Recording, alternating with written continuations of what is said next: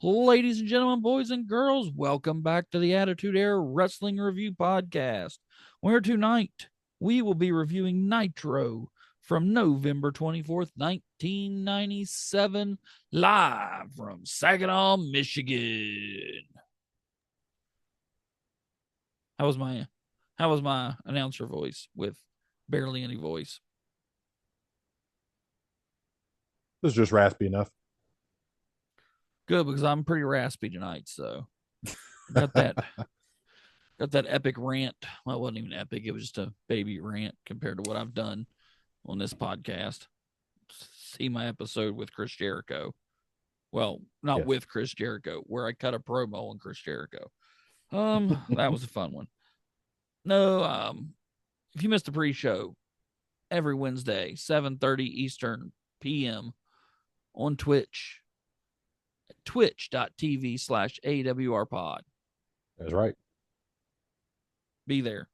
But tonight, don't be there. Be listening to the podcast. Or you could be watching us on our YouTube channel at the Attitude Era Wrestling Review Podcast, because this will be on YouTube. Videos are on YouTube a week after the podcast is released. So you can always watch us there if you want to see my weird face and Arnold's beautiful brown skin and perfectly trimmed beard and smile that just melts the hearts. And I love you, man. Sorry. I'm all over the place tonight. But anyway, I haven't even introduced us. I am, of course, your 1, 2, 3 time armchair booker of the year. Of course, I've already said his name. He's Arnold. He is the man with the velvet vocal cords. And we are back again this Yes, sir. week doing Nitro because Raw is not on the earth right now, apparently. So we'll eventually get back to Raw and Peace. then we'll catch up. All right, Arnold. Nitro, Saginaw, Michigan. Was this 2 weeks post screw job? Yep. And we're still teasing Brett's coming. Brett's joining the NWO. And this would be the morning after the debacle that was World War III. Yeah. Oh. Hopefully this is better. Spoiler Fingers alert. crossed. Not to bury the lead. Until the end, this was a damn good show. So let's get into it. We have Shivani, Tenay, and Zabisco. Every time I say Zabisco, I think of Nabisco and I think of cookies. Does that make me a Cookies fat are man? good though. Yeah, man. All right. I'm all about some cookies. So the NWO makes their way to the ring to start the show. Boy, never saw that before.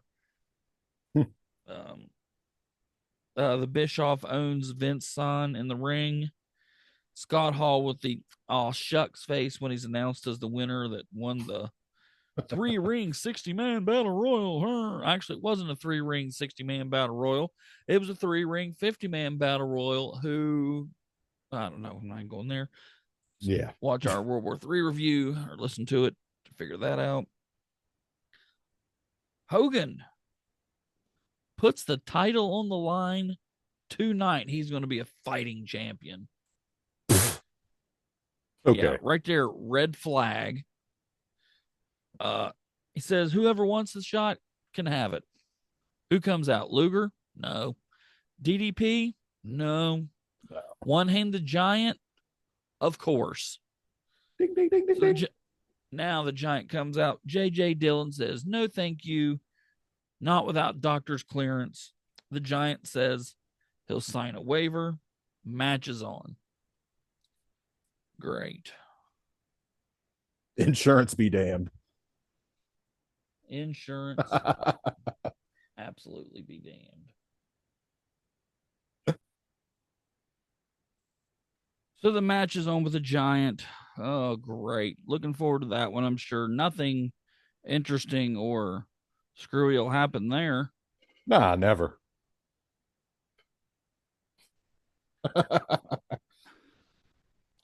Hey Arnold, What's up? if you could put together the stupidest tag team possible and give them the world's worst name, what would it be?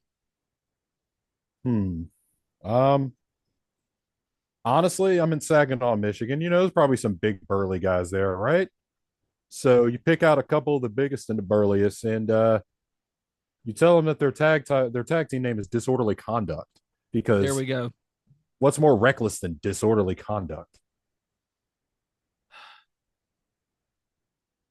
Stop naming jobber tag teams. Just call them the Johnson twins, stick them out, and let them get pinned and be done with it. The Johnson twins. I will say one thing though: Scott Steiner was giving it to them because he was tossing around. I just wrote him as DC1 because I wasn't going to care about their names. Dude, you read my notes. You call him DC1 and DC2. Yes, I did. Because who are these guys? That's exactly what. Yeah, my notes exactly. D says SS tosses DC1 around like a rag doll. I was like, I don't think the announcer said their names, and if they did, I missed it. I just didn't care, even if they did. Um, this was a squash, basically. Mm-hmm. Oh, there we go. I think it's stuck for a second. This Uh-oh. was a squash. Um, this Rick gave one guy a little, then just proceeded to kick his ass for a couple minutes. The Steiner Bulldog off the top. This is their home, basically their hometown, it's home state. So of course they're going to win. It's a good opening match. Starts the night off. I had no problems with this except for the stupid tag team name, but what are you gonna do? It's 1997. So I gave this an A. I love this. Good way to start the show. Oh, gave it an A. I was like, I don't know. Maybe I had something bite me the day I watched this. And I'm not sitting there saying like, oh, it's got a D minus. Nah, like I gave it a B plus. Like nothing against the Steiners. This had nothing to do with them. They're in Michigan. Of course, they're going to win this match. They're in a Steiner's backyard. Um, I don't know. The fact that they were going against the no name team kind of took me out of it. I'm just like, I don't know these guys. I don't care to know these guys. I can't be like, oh, well, DC1 turns out to be so and so. I don't care. And I was just like, yeah. So your typical Steiner squash. I gave it a B plus. I get that. I mean, I gave it an A simply because I thought it was a perfect match to start this show with. Night after a pay-per-view, we saw a bunch of big stuff. It's the hometown, quote unquote, hometown team, and you just go out there and let them do everything they want to do and get the crowd into it. So Right. that was basically my reasoning. But B plus Can't is argue with nothing to that. shake your head at. No. Now, if you'd have gave it a D, we might have had a little conversation here. But Oh, understandable at that yeah, point. I was like, wait a minute, man. Are you sure we watched the same thing? yeah. All right, what's next, Arnold? Next is a match that honestly I was like interesting. So we got Ming featuring Mouth of the South, Jimmy Hart taking on Booker T with Miss Jackie. My first wrestling crush. I haven't put that in my notes. I said Miss Jackie is so fine. Mm, I mean that. mm-hmm. Beautiful ebony princess. But anyway, I had to jot down that we got to see our old pal Lee Marshall with Chris Jericho on the phones, which I don't know what it is about seeing the hotline stuff or whatever. It just makes me laugh. Or what? It's No, they were on nostalgic. the WW or They were on the WCW.com or AOL. whatever. Keyword The AOL. WCW. Yeah. Oh man, we're old. Uh,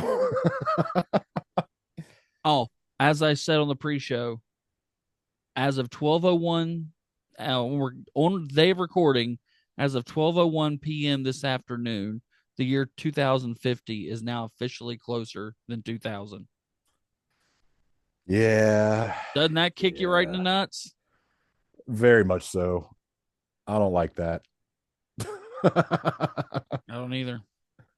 Makes me sad. But Yeah. times they are changing, I reckon. Yep. Not like this match though. This one, it started off about how I figured it would. Only thing was I wasn't, and I should have, but I wasn't expecting Booker to get as much offense as he did against me, if that makes sense. Like in this Agreed. particular aspect. Like I didn't think it was going to be a squash. You're not going to squash one of your guys in one of your top tag teams. However, I'm just like, all right, whatever. But we're getting the match going, and of course, Ming is doing Ming things. Very, very brutal offense. And this is all while eating every kick Booker had in his arsenal at the time. And dude, that power bomb that Ming put on Booker was just nasty. It looks I stiff. was like, that looked like it really hurt. And it was still only a 2 count. So I'm like, okay. Uh, and then Ming's like, all right, well, we'll try for another one. And Booker's like, you can try it, but I see your power bomb and raise you a sunset flip. Nice reversal. 1, 2, 3. Booker wins fairly clean. Congratulations. Who do you think raises his hand? It's Ming, except he's not raising his hand. It's actually a Tongan death grip. And You got me because I'm like, what? What did I miss? yeah, so Booker's like, all right, I won the match. This dude's mean. I need to get up out of here. He says, nah, I'm going to murder you in the ring in front of all these people in Saginaw, Michigan. Stevie Ray can't have that, right? That's his brother. Stevie Ray's like, I'm bringing my homeboy the chair, which symbolic for me. Anyway, comes in, gives Ming a nasty headshot with that chair.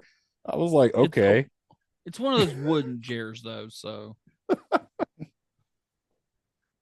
Also fair because thankfully that wasn't metal because he he swung that laid that hard in. and Ming sold it well because the chair broke. He's just like, wait, Absolutely he did. what's happening here? And then the barbarian pops out, and then of course we've got pandemonium in the ring, and refs trying to break it up. Everybody's trying to. It was calamity, and I loved every minute of it. And I ended up giving this one an A. I was thoroughly impressed with this match, and this is one of those things for me where I'm like, these are the tag matches we should be seeing because you're pushing both of these teams. They need to duke it out, see who gets their shot at, I don't know, either the real or the fake tag team champions. Pick one. Probably the real ones, and then I guess later the fake ones who think they're the real ones. The tag team division's kind of a mess right now. A little bit. But speaking of real ones, me and you are the real ones because we both said A on this match. I completely wholeheartedly agree with the A. Um, this is two big guys who both know how to work together great. Um, what can I say? I mean, the only thing, the only nitpick I could probably find out about this, I don't even think it's a nitpick because at this point, Booker doesn't have the Harlem sidekick as his finish, does he? I don't think so. I think he was still doing the Harlem Hangover or whatever it was this time. Okay, yeah. So because he hit that for two, and I'm like, ooh, do we really want kicking out of him? But I'm thinking, no, we're too early for that to be. Is yeah, the roll up on the power bomb, I like it because it's not like it's not a protected loss for Ming, but it's not like it was he beat the wheels off of him and pinned him 1, 2, 3. He rolled Right. him up, got him 1, 2, 3. So we're still kind of evenish where we can move this on forward. Great booking. Mm-hmm. Definitely gets an A from me. I like it. All right. So Mm-hmm. next we have Jimmy Johnson Dillon wants an answer from Raven. Says contract was delivered to him, and Goth Scotty Riggs joins Raven at ringside. Great, so that's a thing now. Raven said he added stipulations to his contract, but yes, he signed it.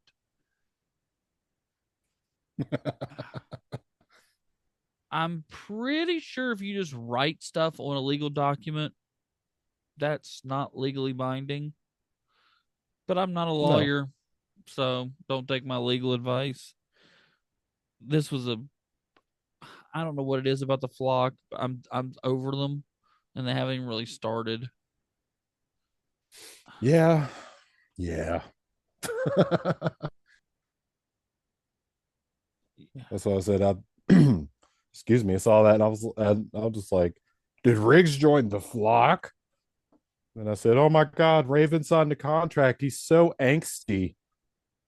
I just, I don't know. I mean, I guess now that I'm older, I'm just not like, wow, this is so cool. You Yeah, know? I don't. Yeah, I don't get this at all. Now I'm just like, okay, we get it. You're like totally a Gen Xer or something. Like, I don't know. I guess it just wasn't for me to understand. Yeah, I don't like it. We'll move on. It is what it is. Next, we have Benoit versus Sick Boy. Speaking of the flock, um, this one kind of surprised me because it wasn't the worst thing I'd ever saw. I've never seen Sick Boy in a ring before, at Right. least not that I can remember. So that tells you about probably about how great he was. Um, Benoit was in control early. Sick Boy hit a springboard drop kick, diving headbutt, flock attacks. Um, but he still gets a crossface for a tap out. Then the flock beats the crap out of Benoit, who I believe gets the rings of Saturn about 643,000 times. So I'm assuming we're working toward a Raven and Benoit matchup. So I'd be okay with that if we just let them, instead of this whole, I don't know, like you said, angst kind of thing. I don't care. The flux. I gave it a B. It was a good in ring match. The booking made sense. It's just that I can't find any reason to give a damn about the flock, good or bad. Right. Whether are they heels, are they faces? Am I supposed to hate them? Am I supposed to cheer for them? I don't know. They're just there. That's just it. They're just there right now. So it's just like, I don't know. I'm with you. Do we cheer? Do we boo? I don't know. And and honestly, that kind of played it in my final grade. But I like that it was one of those things. We signed the contract. He hands it to JJ. He's like, all right, yeah, I did something good. I signed a dude. And he's like, oh, by the way, you're in this next match. Raven's like, no, I'm not. Sick Boy is. I'm just like, okay, like, I mean, if you're gonna have this whole like flock thing be a thing, like, I don't know, at least be a little more cultish about it, I guess, instead of like just slapping the piss out of your stable mates every chance you get. I don't know. All in all, though, I mean, yeah, it was a pretty decent match. I was surprised. It was kind of fun watching Benoit, at least the first go around, clear out, well, basically clear the flock out of the ring the first time they tried to get involved. So I was like, all right, let's go. And Sick Boy eats a crippler crossface. So there you go. Then, of course, leads to Benoit further getting his ass kicked after the match. But hey, this one could have been worse. I ended up giving this one a B minus. Like I was shocked that it was as good as it was for what it's worth. Yep. I think you nailed it on the head. It could have been worse. And I was expecting worse. So Mm-hmm. pleasantly surprised. Can't complain about it. Just leave the flock alone. Just do something with them other than just Please. existing. All right. Well, we get a paid ad for the NWO calling out Larry Zabisco. Okay, great. LZ goes to the ring, calls out Scott Hall, and then papers fall from the ceiling. And it's a picture of Bischoff with his foot on Zabisco from what was that, Halloween Havoc? That happened, I Yes. think. Bischoff comes out, security. Did you notice what security was wearing? Uh-uh. Every one of them had on Canadian tuxedo. Loved it. Nothing said 1997 tough guy like a Canadian tuxedo. Fair enough.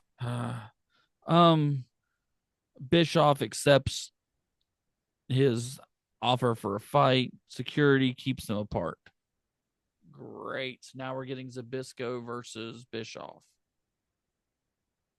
Does anybody want to see that match? I don't even care now that I know how what happens when these two meet. And it's one of the most famous botches in history. I don't care about that. Not Well, even knowing that. I even knowing that and how hilarious it's going to be, I don't want to see it. right. I was like, I don't know what it is. And I ended up writing this down. I was just like, Bischoff does does the cowardly heel kind of thing really well, in my opinion. Like, I mean, he's clearly not a wrestler by any stretch of the imagination. And for me, I think that kind of plays into it a little bit, where it's like, yeah, I mean, these men are trained professionals. Even Larry Zabisco, man, past his prime for sure. This man's a trained wrestler, and then you've got Sleazy E showing up doing his thing, and it's like, okay, well, and my thing is, if they had just kept it at that, where it's like Bischoff slapping his yap, Zabisco stands up at the announcer table, Bischoff skitters to the back to the safety of the NWO. Every now and again, Larry might get jumped. And then, wait until like a pay per view or something. Bischoff's out there cheering on, I don't know, Hogan or somebody. And then just have Zabisco just walking behind him, just cross his arms and just like pop him one good time. Like, all right, you got your comeuppance now. Can we be done with this? I don't think we need a match. Couldn't agree more. Couldn't agree more. All right, what we got next, Arnold? I do believe we have some pyrotechnics because it is our number 2. Boom, boom, boom.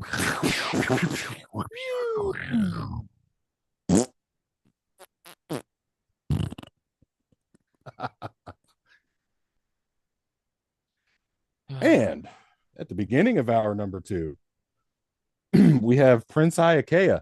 And I said, he's still here. That's what I was gonna say. somebody get his picture off the milk cartons. He's back. I was like, where have you been?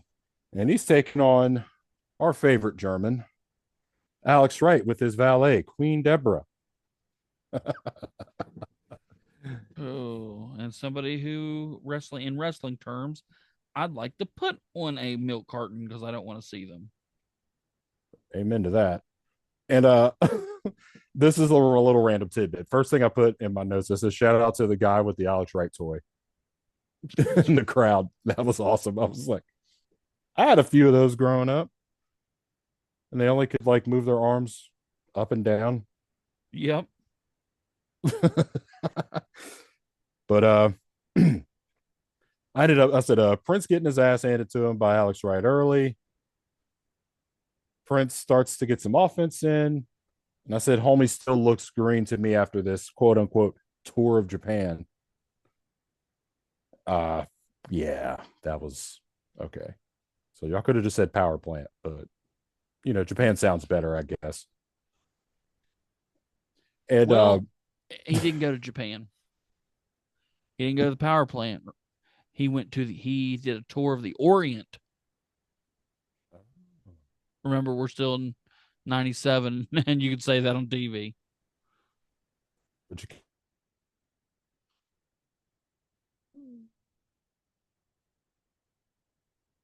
um I had to ask myself the question, why is Deborah on the apron? Because like it made sense at first because it's like, oh, I'm trying to like cheer you on, Alex, right? But she got stuck on a turnbuckle. I'm just like, you've been doing this for how long? It was the absolute stupidest thing I've ever It, seen. right. Like just distracting homeboys, like, hey, like go away. And anyway, that led to a crossbody from the top rope by Prince Iakea for the pin. Yeah, that was anyway. Little after the ring, after the match fair here, Alex Wright finally had enough. He said, look, I'm done with you. My career has been nothing since you've been here. Your ex-husband already beat the brakes off of me once, twice. We're not doing it three times. I can't deal with Mongo anymore. So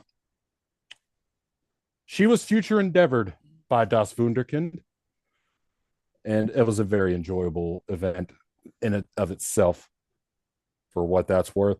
However, this match was very not entertaining to me, and I ended up giving this one a D plus. I'm not too far off. I gave it a C minus, and yeah, the in ring was lackluster. Prince Ikea just has the charisma of a rotten frog. Even, I mean, that gimmick in the 90s could have gotten over, just not with him. Um, Alex Wright and this whole Deborah thing, just piss poor booking. Oh, her ring gets caught. Her dress gets caught on the apron. Okay, that's the just to have. First off, you just let Wright get pinned by Alex Wright, who the only credits for that's going to happen is Deborah getting stuck on the ring. So it makes her look like an idiot. It makes Wright look weak because if you're trying to protect them both here, but if you still want to make Deborah look like an idiot, have her trip Prince Iakea, but the ref sees it and disqualifies. Right. Right, He doesn't get pinned. He still loses. He can still fire her, but he can save face. He can save face. He didn't put his shoulders to the mat. I don't know. right. I didn't like it. C minus. I just hope I can't wait till Deborah's gone. All right. Oh God, of course I'd get this one. Folks, are you ready for the matchup of the century? One night only. Mono Imano. Titan against Titan. What's bigger than that versus the unstoppable force meets the immovable object? That's right. It's Macho Man with Miss Elizabeth versus Disco Inferno.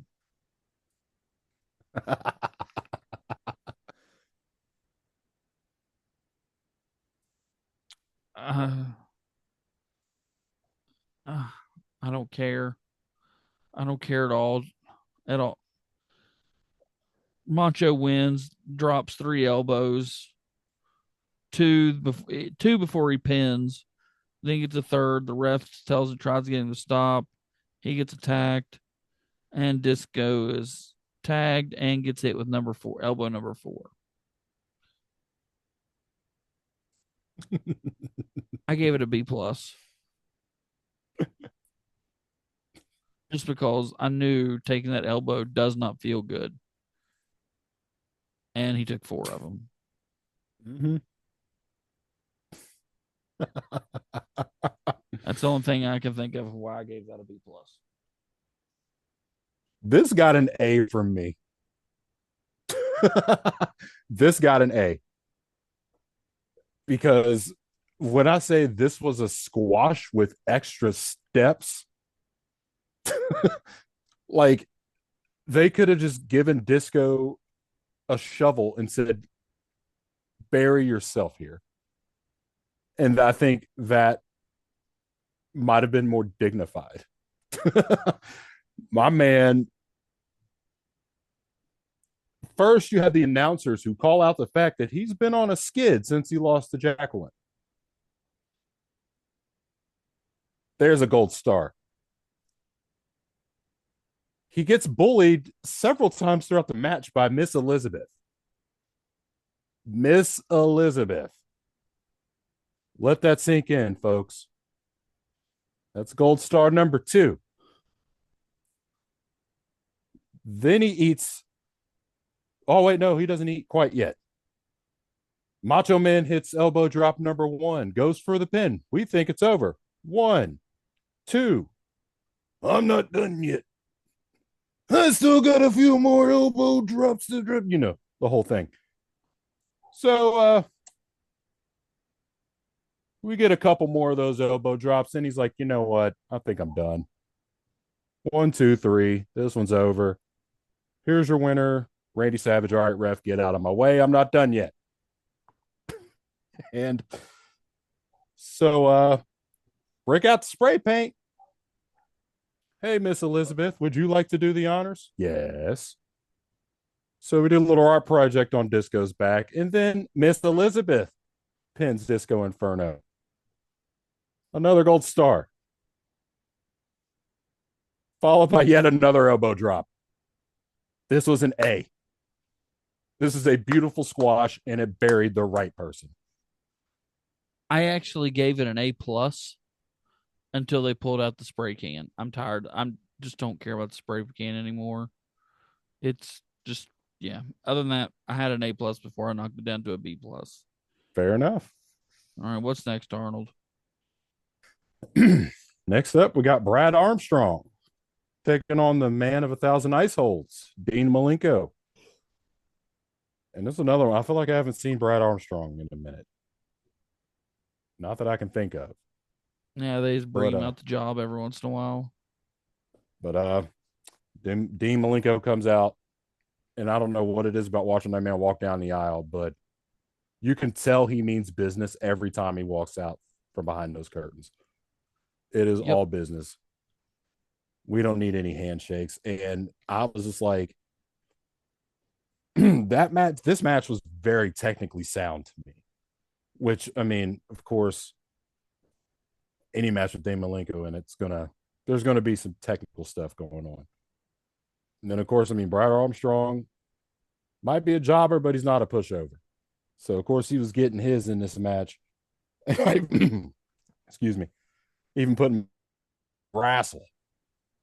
The dude can wrestle. Did you notice that he hit his brother's tag team partner's soon to be finisher? No, I did not notice that. Yeah, he hit the famouser on Malenko. I laughed just because of the foreshadowing. Like, that's going to be your brother's partner's tag team partner's finisher. Yeah, I didn't even put 2 and 2 together with that. That was way too funny. And I did like the crossbody by Malenko that almost ended up in a near fall. I was like, okay, that was pretty clever. I like that. But of course, that doesn't stop the inevitable, which is a Texas cloverleaf. Of course, Armstrong taps there, and Malenko walks out of the ring on his way to the pay window. I honestly was very impressed with this. Like, this is another one. Yeah, you're getting Malenko over here, but this was an actual match. It wasn't just we found some guy at the concession stand, threw some trunks on him, and said, "Go nuts." And I mean, yeah, I You mean, mean this was disorderly conduct? yeah. We already did that. We can't. Insurance won't pay for that, I guess. But then again, I mean, insurance must be at a premium considering the Giants. It's like, yeah, I'll sign it. I'll sign a waiver. But realistically, I mean, I ended up giving this one an A minus. Like, I was really impressed with this match. And of course, you're trying to get the man of 1,000 ice hold over, and who better than Brad Armstrong?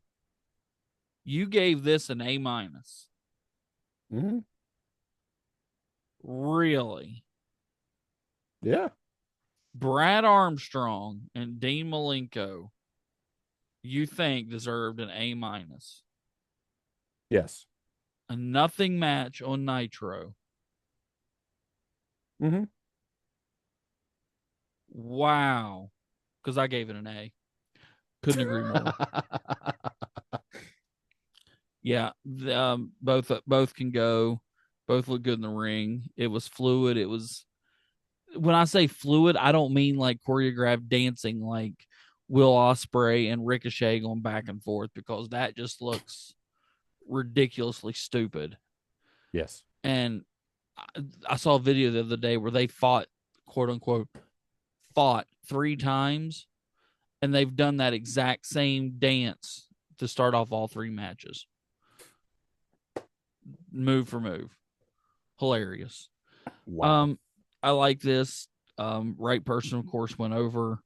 I think we're getting Malenko a push for the cruiserweight run. Like to see him get the belt and get a Mm-hmm. mouthpiece, but oh well. Yeah, gave it an A. Loved it. All right, so who comes out now? But none other than me,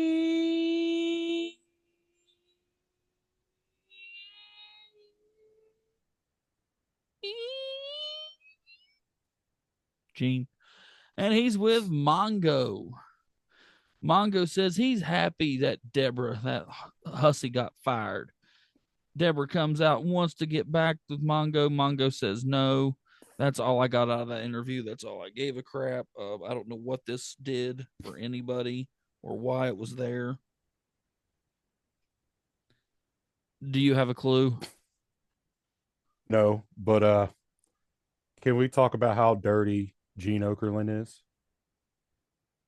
That last little bit before they went to commercial break says she would do anything. I was like, Oh, mean Gene. anything. That was so funny to me. I was like, sir, we're live. I was kind of waiting for him to say, she will do anything and it won't even have to be your birthday.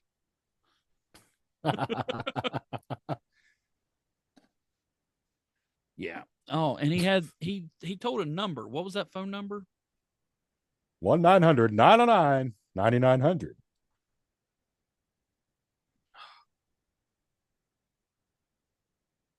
That's it. All right. So let's move on to, was our next to last? Let's move on to our last match of the night. We've got Buff Bagwell versus, yeah, I know there's 2 more, Arnold, but still, this is our last match of the night. Buff Bagwell versus Chris Jericho.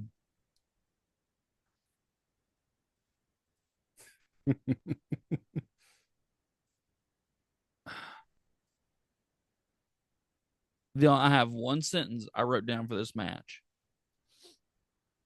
Chris Jericho hits Buff Bagwell with everything under the sun for a 2 count. Buff wins with a botched blockbuster. And I still like the match and gave it a B.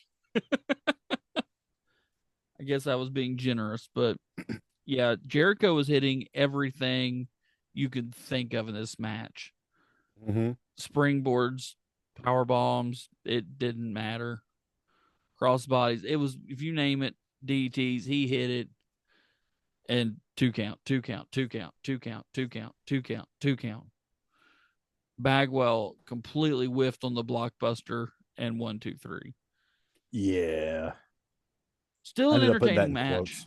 quotes. Still an entertaining match. I gave it a B. Fair enough. I was like, I don't know. I I don't know. I think that bug came back and bit me again. Nah, I didn't grade it that bad. I gave it a C plus. It's one of those. I feel like it could have been better, but it also could have been so much worse. And yeah, I was just saying. I ended up putting blockbuster in quotes. It was like, yeah, he somebody missed somewhere. But I was like, outside of that, like matches. I mean, it was an entertaining match to watch. That makes sense. Like the match was entertaining, but I feel like maybe it could have gone somewhere. But this was one of those, yeah, probably where it's like a whatever. We needed a match to kind of threw this on the card.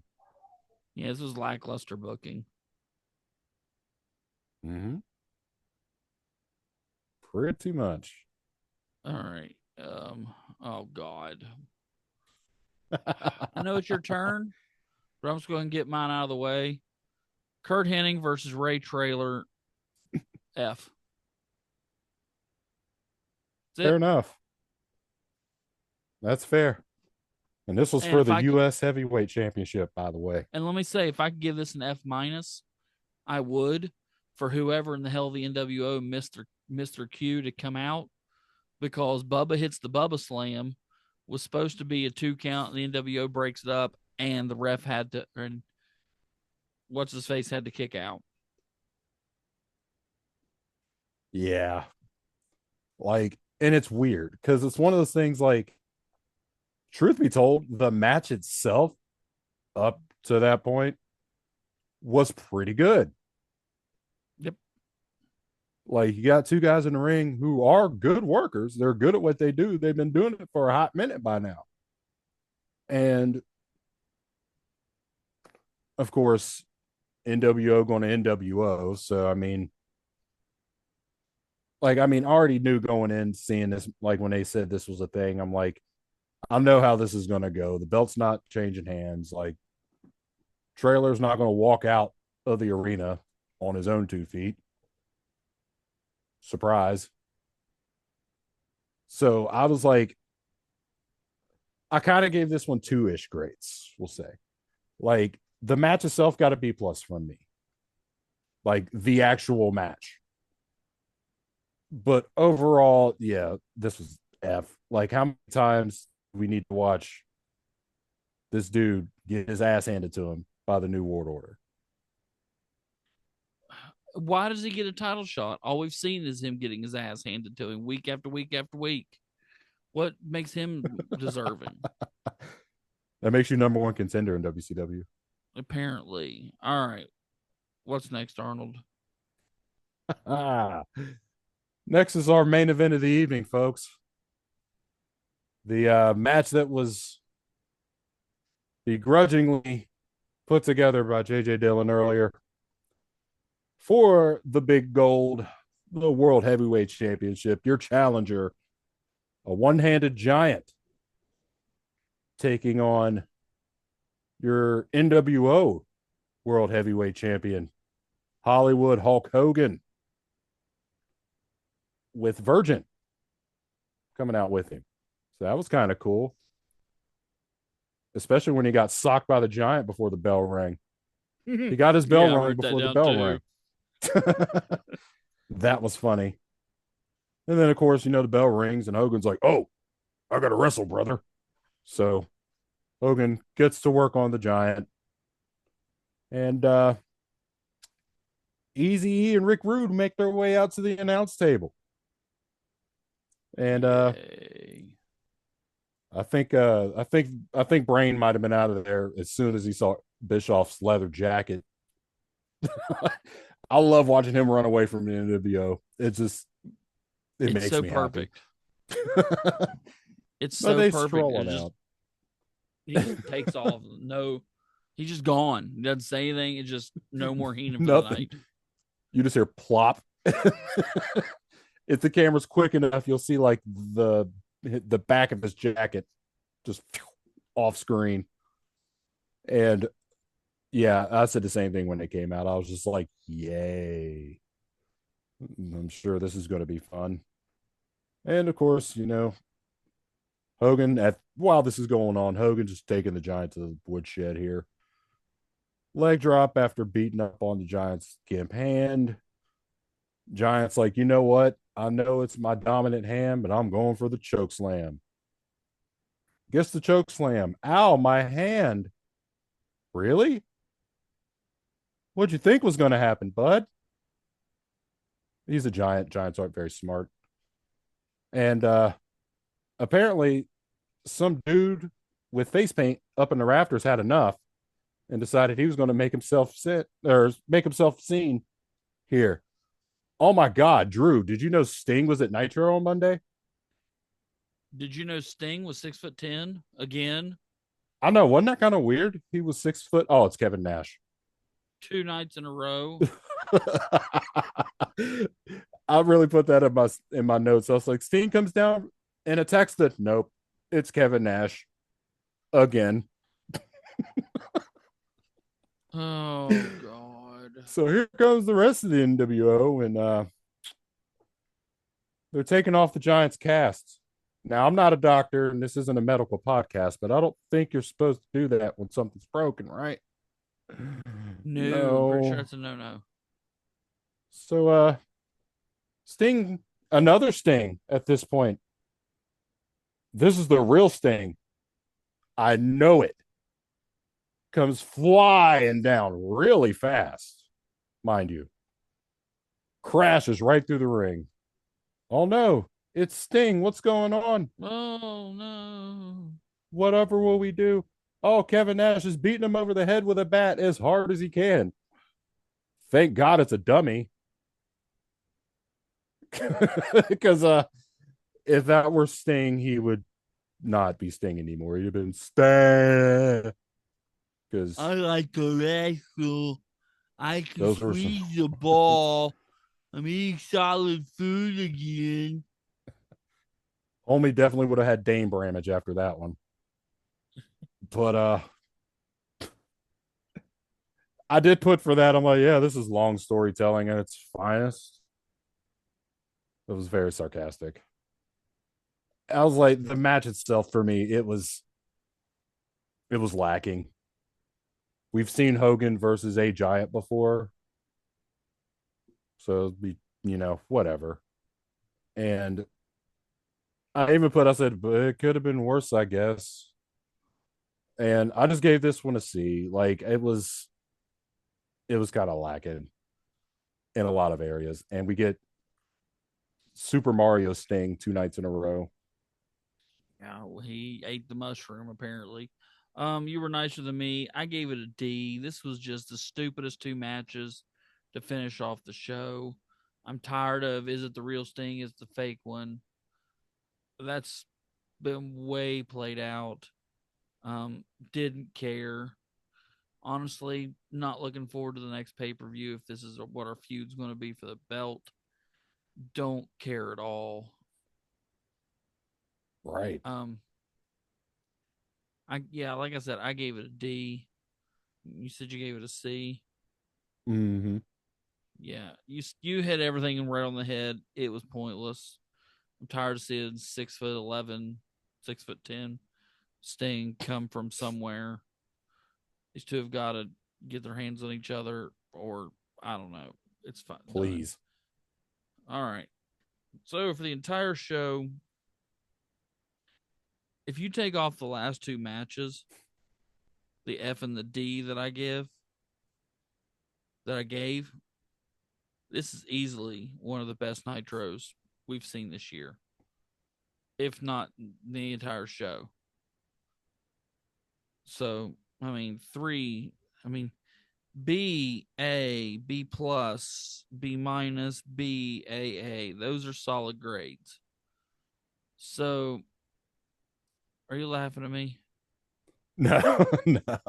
Are you laughing at me? Kind of the F and the D thing was kind of funny, but Oh, oh, oh, don't pull out that soundbite. Yeah, if it wasn't for the F&D. Anywho, this could have been a good show, and it was a good show. It averaged out to a B for me. So that's a good show. This was a good Nitro. Started off hot, good matches, one real stupid stinker of a match, and then just completely shat themselves coming across the finish line. Mm-hmm. Show gets a B from me. That's understandable. Like this one, it got a B minus, but very close to a B for me. It's like, I don't know, like half a point off, I guess, from a B. It's one of those things where I'll be honest, I went into this one not expecting much, considering it was the Monday after a pay-per-view. So I'm just like, whatever. But even with that being the case, they did spend the entire show talking about what happened last night, which is nice when you are broke like me in 1997 and couldn't watch all the pay-per-views. So it was nice not to have to sit there and be like, oh man, you missed this. You missed this. Hey, we're doing a replay for the same price on pay-per-view on Wednesday. And I'm like, okay, I'm not going to be able to buy it then either, especially not at full price. It's not live. Like, what? But, these are things for me, like, I like that. They're like, all right, we're done with this. We talked about Scott Hall winning this thing in the beginning. On with the show. And yeah, it's like all in all, like with the exception of really the last two, and then that Prince IK and Alex Wright thing, this was a pretty solid show,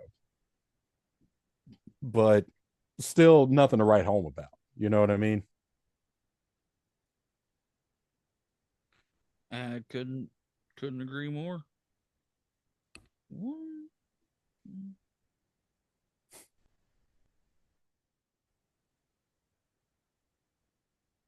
Oh, I said the wrong date. This was the 22nd, not the. Was it? Hold on. Mm-hmm.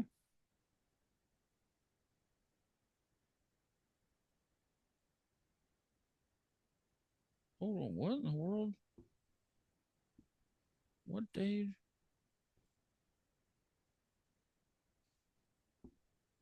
What episode did we watch? November 24th. November. That's right. God, I was looking under December. God, I just. Oh, I'm an idiot. That's right. I even wrote it's November, not December. I was trying to see what we're going to do next week. It'll be November 31st. Or is there 30 only days November? I think there's only 30 days in 30. November. So we'll be doing December 1st. Great.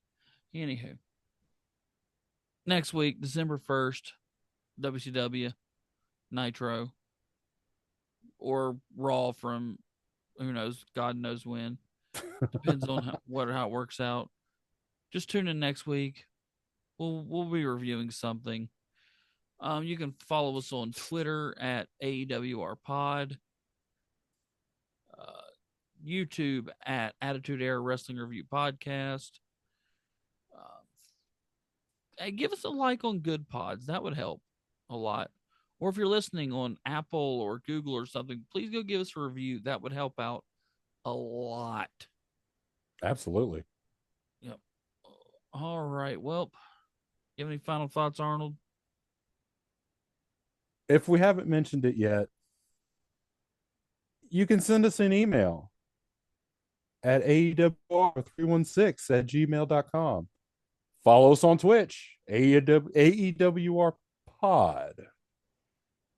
Leave us a follow. Twitch.tv/AEWR Pod. That's right. Those are Pre-show my every final Wednesday thoughts. at 7:30. Join Yes, in on the sir. pre-show. If you want to be on the show, send us a message. We'll get you on here. Review something with us. I don't care who you are. Absolutely. All right. Well, I'm about to fall asleep. It's been a long day. Narcolepsy's hitting hard. Fair enough. Yep. All right. So why don't you just go ahead and take us home, Arnold? I think I will do that. Ladies and gentlemen, I have been the man with the velvet vocal cords. Arnold with me as always, my tag team partner. The not one, not two, three-time armchair bookie of the year, the Big Drewski. We are on our backs, staring up at the lights. One, two, three. Deuces. Disco sucks.